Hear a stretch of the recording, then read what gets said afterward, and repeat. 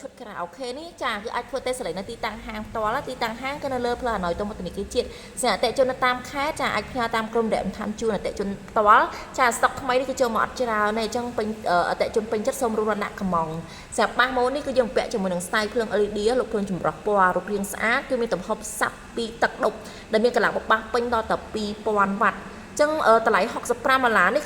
គឺទទួលបានជាមួយនឹងបាសមួយជាមួយនឹងមីក្រូហ្វូនមួយគូចាគឺដាក់ប្រ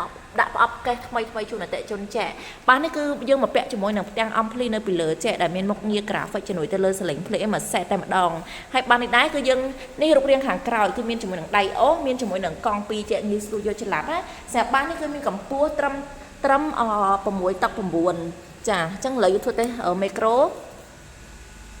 ឡ1 2 3 1 2 3